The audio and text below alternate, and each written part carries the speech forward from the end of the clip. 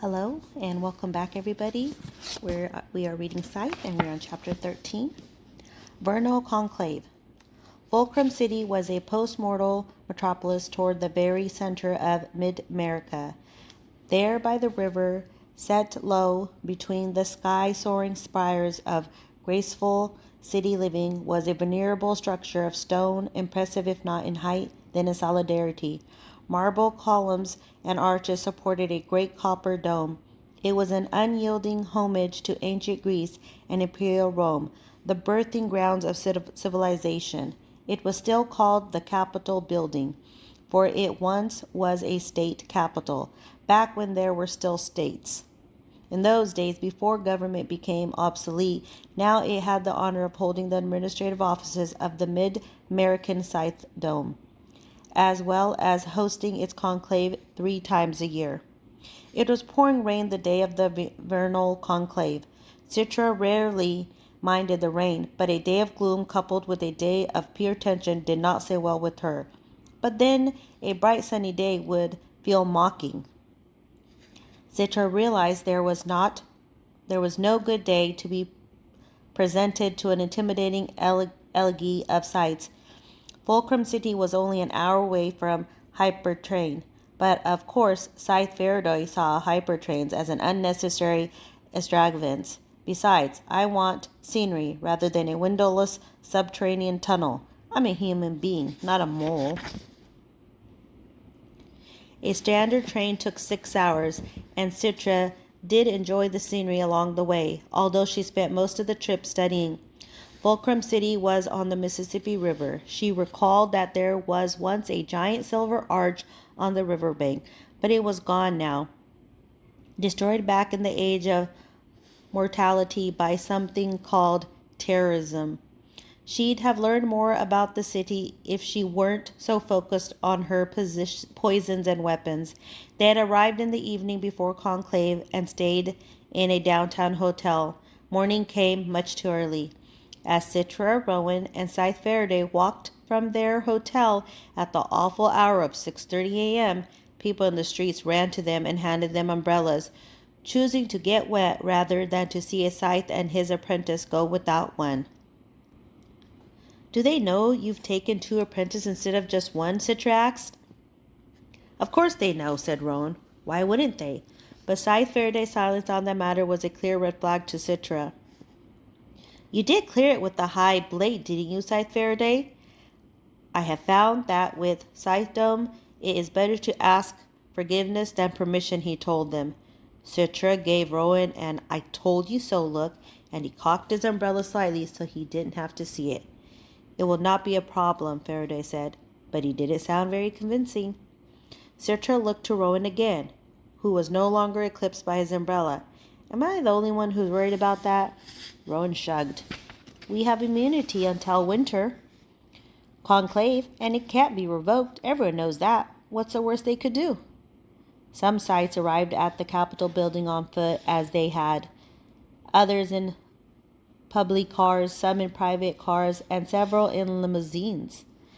There were ropes to hold back spectators on either side of the wide marble staircase leading up to the building, as well as peace officers and members of the Blade Guard, the Scythe Dome's elite security force.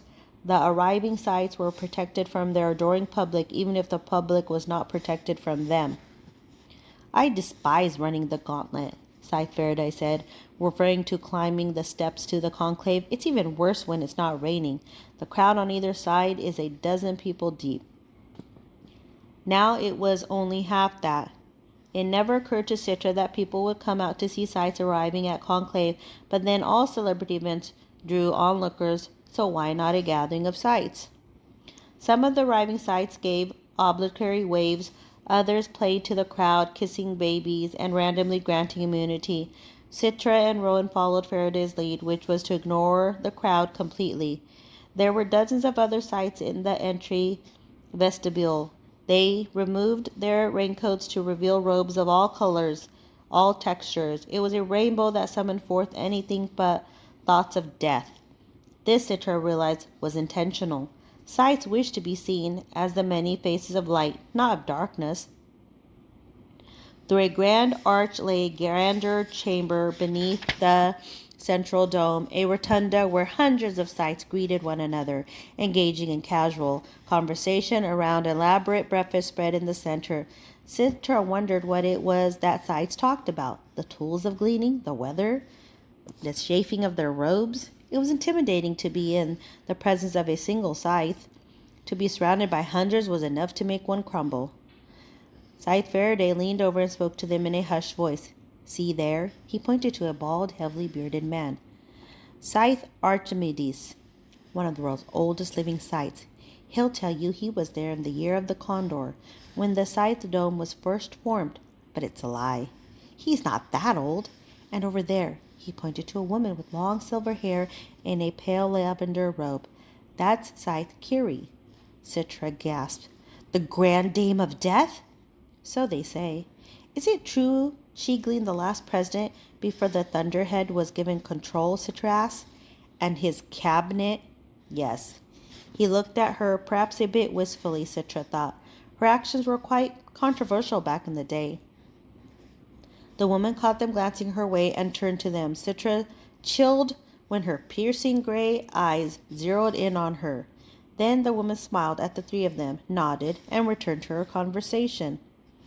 There was a group of 4 or 5 Scythes close to the assembly chamber entrance, the doors of which were still closed. They wore bright robes studded with gems. The center of their attention was a Scythe in royal blue, whose robe contained what appeared to be diamonds. He said something, and others laughed a little, too heartily for it to be anything but psychophantic. Who's that? Citra asked. Scythe Faraday's expression took a turn towards sour. That, he said, not even trying to hide his disdain, is Scythe Goddard, and his company is best avoided. Goddard? Isn't he the master of mass gleanings? Rowan asked. Faraday looked at him a bit concerned. Where did you hear that? Rowan shrugged. I have a friend who's obsessed with that kind of stuff, and he hears things. Citra gasped, realized she had heard of Goddard, not by name, just by deed, or more accurately, rumor, because there was never any official report. But like Rowan said, you hear things. Is he the one who gleaned an entire airplane? Why? Asked Faraday, giving her a cold, accusing eye. Does that impress you? Citra shook her head. No, the opposite. But she couldn't help but be a bit dazzled by the way the man's robe caught the light. Everyone was, which must have been his intent. And yet his was not the most ostentatious robe on display. Moving through the crowd was a Scythe in a lavishly gilded robe. The man was so large his robe seemed a bit like a golden tent. Who's the fat guy? Citra asked. He looks important, said Rowan. Indeed, said Scythe Faraday. The fat guy, as you call him, is the High Blade, the most powerful man in the mid-American Scythe Dome. He presides over conclave. The High Blade worked the crowd like a great gaseous planet, bending space around it. He could have tweaked his nanities to eliminate at least some of his girth, but clearly he had chosen not to. The choice was a bold statement, and his size made him an imposing figure. When he saw Faraday, he excused himself from his current conversation and made his way toward them.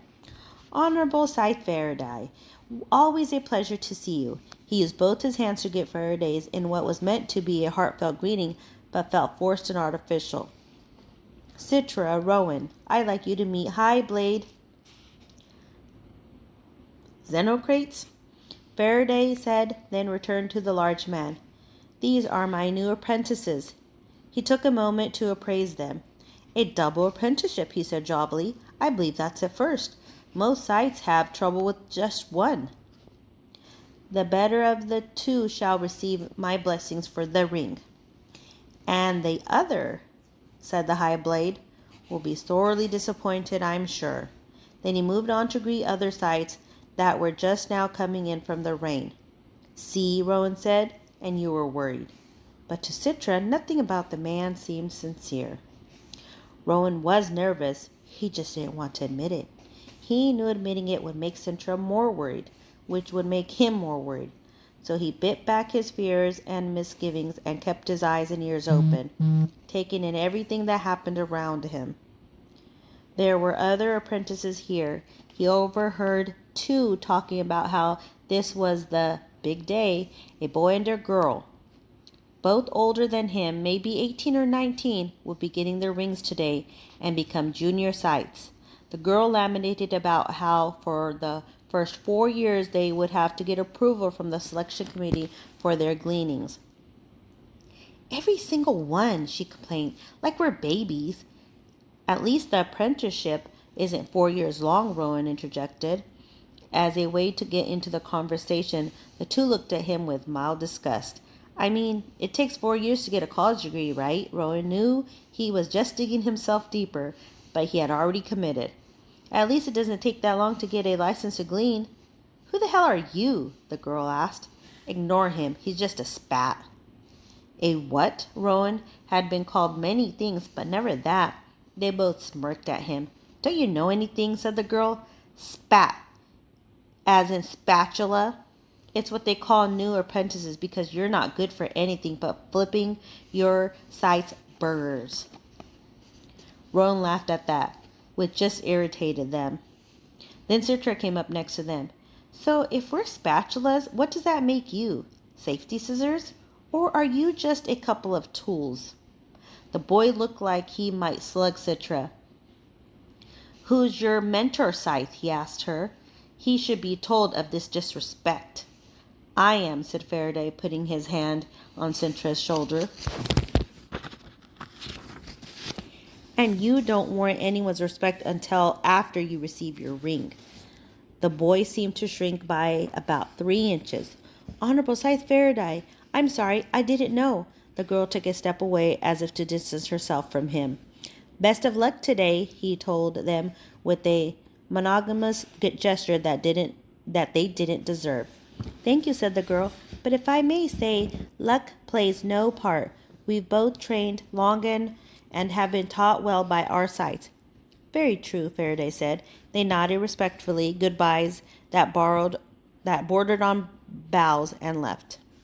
After they were gone, Faraday turned to Rowan and Citra. The girl will get her ring today, he said.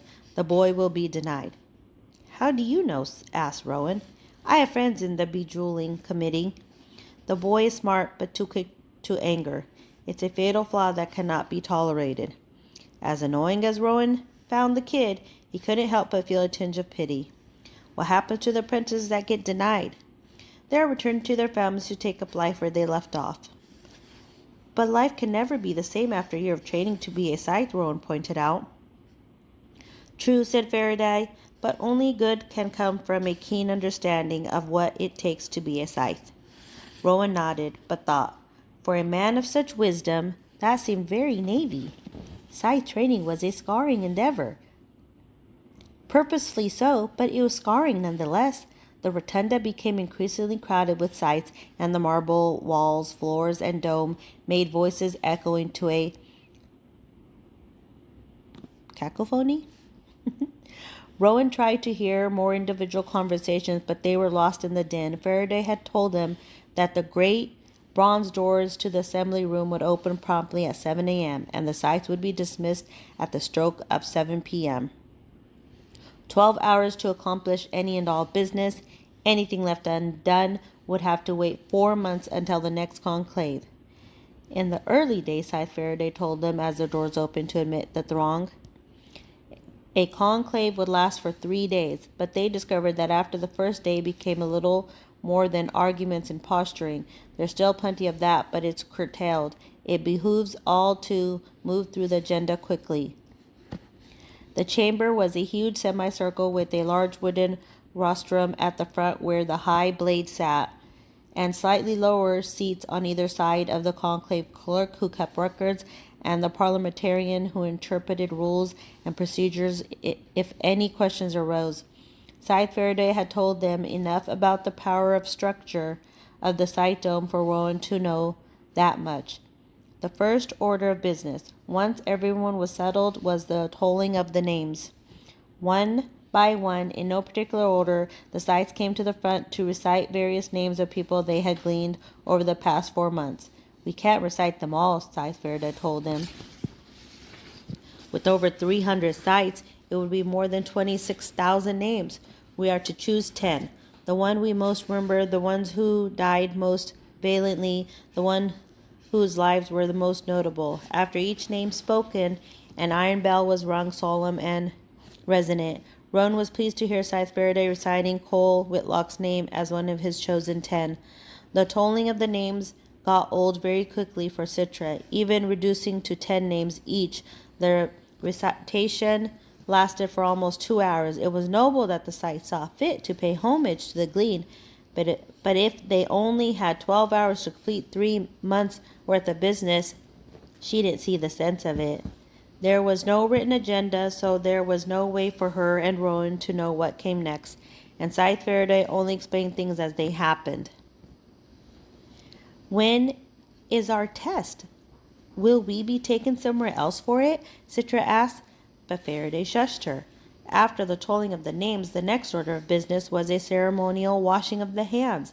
The Scythes all rose and lined up before 2 basins, one on each side of the rostrum. Again, Citra didn't see the point. All this ritual, it's like something you'd see in a tone cult, she said when Faraday returned to his seat, hands still damp. Faraday leaned over to her and whispered, "Don't let any of the other Scythes hear you say that." "Do you feel clean after sticking your hands in water that 100 others have been in?" Faraday sighed. "It brings solace. It brings us to a community. Do not belittle our traditions because one day they may be yours." "Or not," goaded Rowan. Citra shifted uncomfortably and grumbled, "It just seems like a waste of time." Faraday must have known her real gripe was with not knowing when they would be presented to the conclave and taken away for their test. Citra was not a girl who would endure being in the dark for long. Perhaps that's why Faraday made sure that she was. He was constantly poking at their weaknesses. Next, a number of Scythes were singled out for showing bias in their gleanings.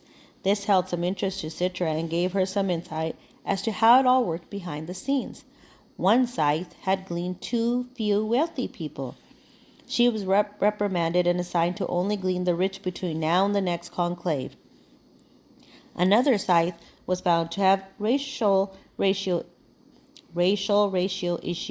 high on the Hispanic, low on the Afric. "It's due to the demographics where I live," he pleaded. "People have a higher percentage of Hispanic in their personal ratios." High Blade Xenocrates was not swayed. "Then cast a wider net," he said. "Glean elsewhere." He was charged with bringing his ratio back into line or face being disciplined, which consisted of having future gleanings pre-approved by the selection committee. Having one's freedom to glean taken away was a humiliation that no Scythe wanted. 16 Scythes were taken to task. 10 were warned, 6 were disciplined. The oddest situation was a Scythe who was far too pretty for his own good. He got called out for gleaning too many unattractive people. "What an idea," one of the other Scythes shouted out. "Imagine what a world it would be if we gleaned only ugly people." That brought a round of laughter from the rest of the room. The Scythe tried to defend himself, claiming the old age of beauty is in the eye of the beholder, but the High Blade wasn't buying it. This was apparently his 3rd such offense, so he was given permanent probation. He would live as a Scythe but could not glean until the next reptilian year, the High Blade proclaimed. "That's crazy," Citra commented, just loud enough for Rowan and Faraday to hear. "No one knows what animals' future years will be named after. I mean, the last reptilian year was the year of the gecko, and that was before I was born." "Precisely," said Faraday with a little bit of guilty glee, "which means his punishment could end next year or never. Now he'll spend his time lobbying the office of the Calendaria to name a year after the skink, or a Gila monster or some other reptile that has not been used."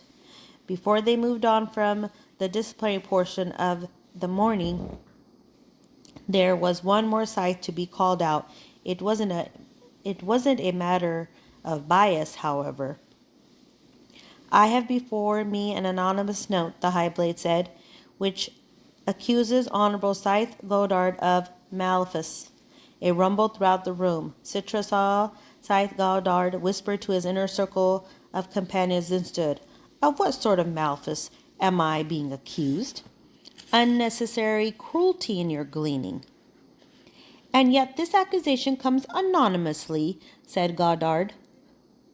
I cannot believe that a fellow Scythe would show such cowardness.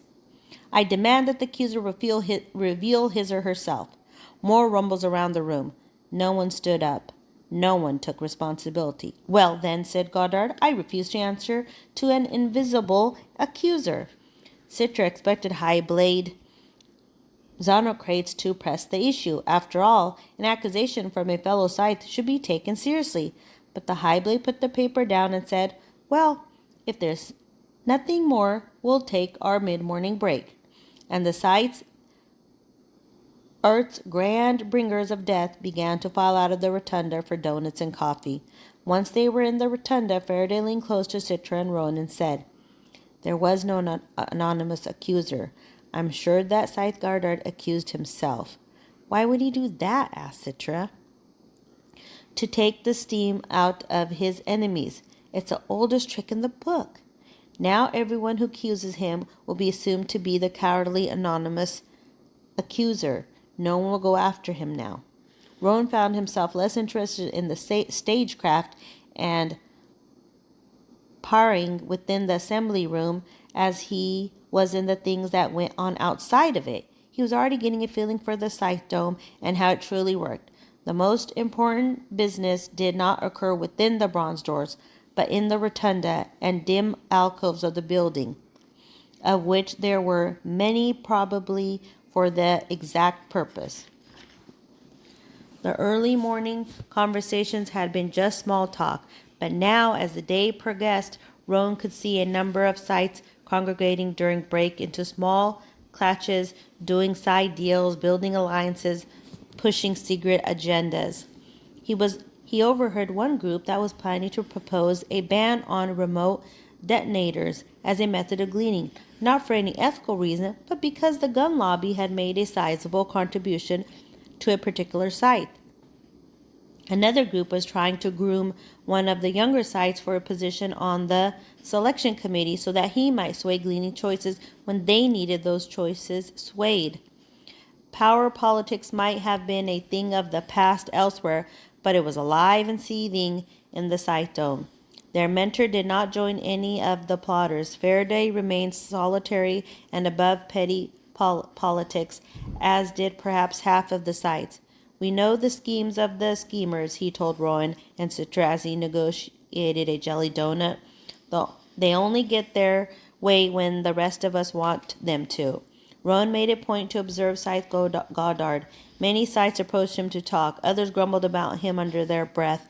His entourage of junior Scythes was a multicultural bunch in the old school meaning of the word.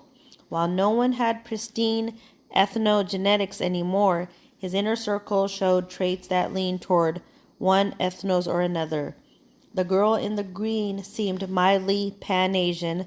The man in the yellow had African leanings. The one in a fiery orange was a Coxoid as could be, and he himself leaned slightly toward the Hispanic. He was clearly a Scythe who wanted high visibility. Even his grand gesture of ethnic balance was a visible one. Although Goddard never turned to look, Rowan had the distinct feeling that he knew Rowan was watching him. For the rest of the morning, proposals were made and hotly debated in the assembly room. As Scythe Faraday had said, the schemers only prevailed when the more high-minded body of the Scythe Dome allowed. The ban on remote detonators was adopted, not because of bribes from the gun lobby, but because blowing people was determined to be crude, cruel, and beneath the Scythe Dome. And the young Scythe put forth for membership of the selection committee was voted down because no one on that committee should be in anyone's pocket. I should like to be on a Scythe committee one day, Rowan said. Citra looked at him oddly. Why are you talking like Faraday? Rowan shrugged. When in Rome? We're not in Rome. she reminded him. If we were, we'd have a much cooler place for conclave. Local restaurants vied for the chance to cater the conclave, so lunch was a buffet out in the rotunda, even more sumptuous than the one at breakfast, and Faraday packed his plate, which was out of character for him. Don't think ill of him, Scythe Curry told Rowan and Citra, his voice mellifluous, yet sharp at the same time. For those of us who take our vow austerity seriously, conclave is the only time we allow ourselves the luxury of fine food and drink. It reminds us that we're human. Citra, who had a one-track mind, took this as her opportunity to get information. When will the apprentices be tested? Scythe Curry smirked and brushed back her silky silver hair. The ones who are hoping to receive their ring today were tested last night. As for the others, you'll be tested soon enough, she said. Citra's frustration made Rowan snicker, which earned him a glare from Citra. Just shut up and stuff your face, she said. Rowan was happy to oblige. As focused as Citra was on the upcoming test, she began to wonder what in the conflict she would miss when the apprentices were taken for testing. Like Rowan, she found conclave to be an education like none other. There were few people beyond Scythe and their apprentices who ever witnessed this, and those others who did caught only a glimpse, such as a string of salespeople after lunch who were each given 10 minutes to expound their virtues of some weapon or poison they were trying to sell to the Scythe Dome, and more importantly, the weapon master who had made the final decision over what the Scythe Dome purchased. They sounded like those awful people on info holograms. It dices, it slices, but wait, there's more. Our salesperson was selling a digital poison that would turn the healing nanities in a person's bloodstream into hungry little bastards that would devour the victim from the inside out in less than a minute. He actually used the word victim, which immediately soured the sights. He was flatly dismissed by the weapon master. The most successful salesperson was offering a product called Touch of Quietude, which sounded more like a feminine hygiene product than a death delivery system. The woman selling it displayed a small pill, but not to give to the subject. The pill was for the scythe. Take with water, and within seconds, your fingers will secrete a transdermal poison. Anyone touched for the next hour will be instantly and painlessly gleaned. The weapon master was so impressed he came up to the stage to take a dose, then, in the ultimate demonstration, proceeded to glean the saleswoman. She sold 50 vials of the stuff to the Scythe Dome posthumously. The rest of the afternoon consisted of more discussion, arguments, and votes about policy. Scythe Faraday only found fit to voice his opinion once, when it came to forming an immunity committee. It seems clear to me that there should be oversight for their granting of immunity, just as the selection committee provides oversight for gleaning. Rowan and Citra were pleased to see that his opinion carried a great deal of weight. Several Scythes who had initially voted against the forming of an immunity committee switched their vote. However, before a final tally was taken, High Blade Xenocrates announced that time had run out for legislative issues. The subject will be at the top of our agenda for the next conclave, he announced. A number of Scythes applauded, but several rose up and shouted their grievous discontent at the issue being tabled. Scythe Faraday did not voice his own displeasure. He took a long breath in and out. Interesting, was all he said. This might have all pinged loudly on Rowan and Citra's radar had the High Blade not immediately announced that the next order of business was the apprentices. Citra found herself wanting to grip Rowan's hand in anticipation and squeeze it until it was bloodless, but she restrained herself.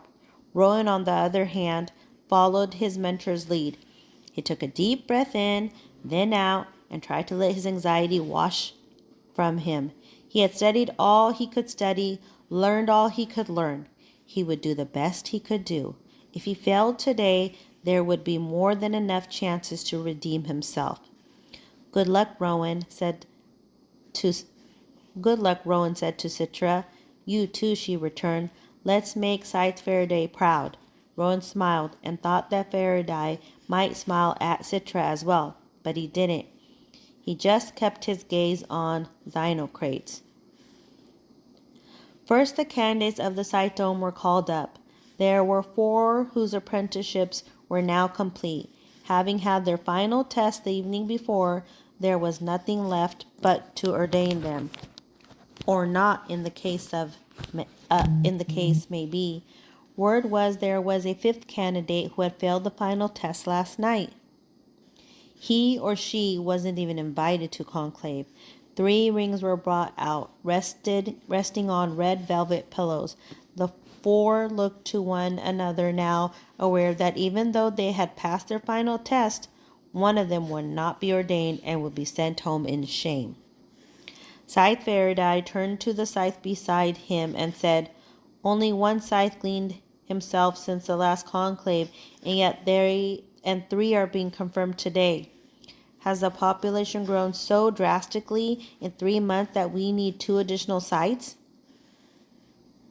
The 3 chosen apprentices were called one by Scythe Mandela, who presided over the bejeweling committee. As each knelt before him, he said something about each of them in turn, and then handed them their rings, which they slipped on their fingers and held to show the conclave, which responded for each of them with obligatory applause. Then they announced their patron historic, the luminary from history, whom they would name themselves after. The conclave applauded with each announcement, accepting Scythes Goodall, Schrödinger, and Colbert into the Mid-American Scythe Dome.